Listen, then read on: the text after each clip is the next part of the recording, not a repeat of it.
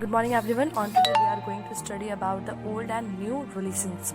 आज हम old और new religions के बारे में क्या करेंगे, स्टडी करेंगे. The 1000 years of history that we are exploring witnessed major developments in religious traditions. People's belief in the divine was sometimes deeply personal, but more usually it was collective. Collective belief in a supernatural agency. Religions was often closely connected with the social and economic organizations of local communities. As the social words of these groups altered, so too did their beliefs.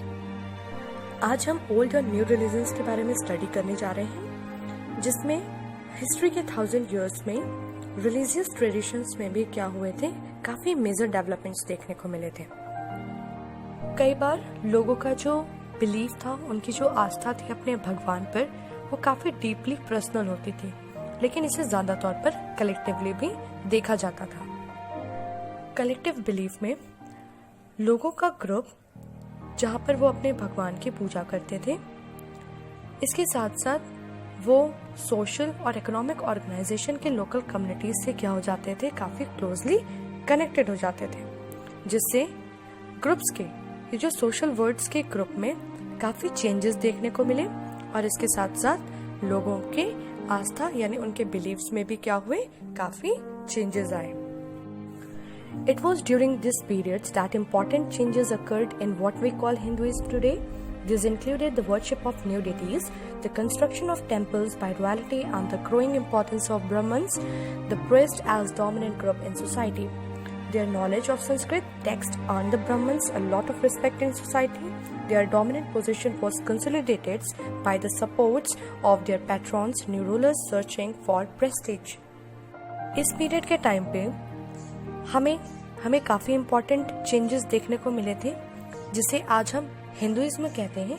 इसमें भी क्या हुए थे, काफी changes देखने को मिले थे. जैसे कि लोग नए देवी देवताओं की पूजा करना लोगों ने स्टार्ट कर दिया था. जो रूलर्स थे, किंग्स थे, उन्होंने टेम्पल्स के कंस्ट्रक्शन से स्टार्ट कर दिए थे, उन्हें बनवाना शुरू कर दिया था. और इस पीरियड के टाइम पे ब्राह्मण्स के और प्रिस्ट यानी उनके पुजारियों की जो वैल्यूज थी, वो भी काफी तेजी से सोसाइटी में बढ़ रही थी. क्यों ऐसा हो रहा था? क्योंकि ब्राह्मण्स के पास संस्कृत के नॉलेज थे, जिसकी वजह से सोसाइटी में उनका जो रिस्पेक्ट था वो काफी ज्यादा था. इनकी इस डोमिनेंट पोजीशन को हमारे जो किंग्स थे, जो नए नए रूलर्स थे, वो क्या कर रहे थे, अपने गौरव के लिए वो उनका सपोर्ट कर रहे थे, यानी उनकी सिक्योरिटी कर रहे थे, उन्हें प्रोटेक्शन प्रोवाइड कर रहे थे.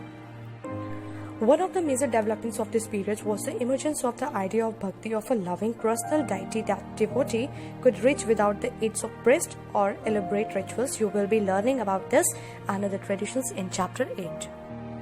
इस पीरियड के टाइम पे एक और मेजर डेवलपमेंट हुआ था, वो क्या था, आइडिया ऑफ भक्ति.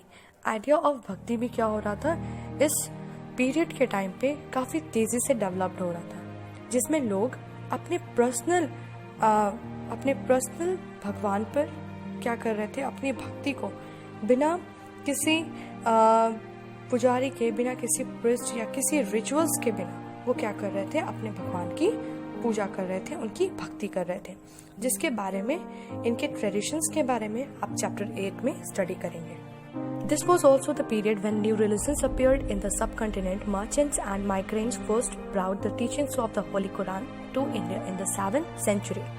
Muslims regard the Quran as their holy books and accept the sovereignty of the one God, Allah, whose love, mercy and bounty embrace all those who believe in Him, without regard to social backgrounds.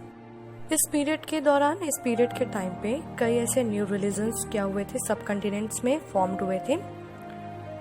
मार्चेंट्स और migrants के through क्या हुआ था, 7th century में India में first time Holi Quran के बारे में क्या हुआ था, उसकी नॉलेज, उसकी जो टीचिंग्स थी वो लोगों को बताई गई थी. मुस्लिम का क्या मानना था, वो कुरान को अपनी होली बुक यानी पूज्य किताब मानते थे, और उनका ये भी मानना था कि उनका एक ही गॉड है, एक ही खुदा है, जिसको वो अल्लाह के नाम से जानते थे. अल्लाह कौन है?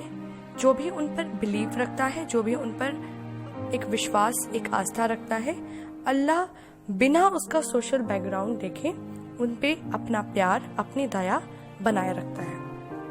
Many rulers were patrons of Islam and the ulama learned theologians and jurists, and like Hinduism, Islam was interpreted in a variety of ways by its followers.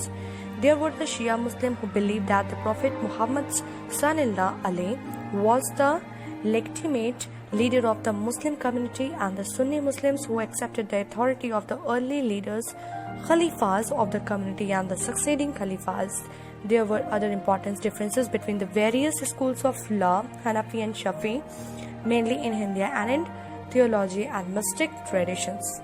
कई ऐसे रूलर्स थे जो इस्लाम के और उलमा के सिखाए हुए थियोलॉजियंस और ज्यूरिस्ट की क्या कर रहे थे, सिक्योरिटी प्रोवाइड कर रहे थे, उन्हें सिक्योर कर रहे थे। हिंदुइज्म की तरह ही इस्लाम में भी क्या थे, इनके कई फॉलोअर्स थे जो कि इसे अलग अलग तरीके से मानते थे। इनमें दो ग्रुप्स जो है मेनली पाए जाते हैं, पहला है शिया मुस्लिम और दूसरा है सुन्नी मुस्लिम। शिया मुस्लिम अपने प्रॉफिट मोहम्मद सल्लल्लाहु यानी अली पर क्या करते थे, बिलीव करते थे और उन्हें अपने मुस्लिम कम्युनिटी का लीडर मानते थे। लेकिन सुन्नी मुस्लिम अपने कम्युनिटी के लीडर्स यानी उनके जो पहले के लीडर्स थे या सक्सीडिंग खलीफाज या होने वाले जो खलीफाज थे, ये उनको अपना लीडर मानते थे। इसके अलावा इन दोनों कम्युनिटीज में एक और डिफरेंसेस देखे जाते हैं, वो है इनके लॉज या फिर इनके थियोलॉजीज और मिस्टिक ट्रेडिशंस। वो भी क्या है, आपस में काफी डिफरेंट है।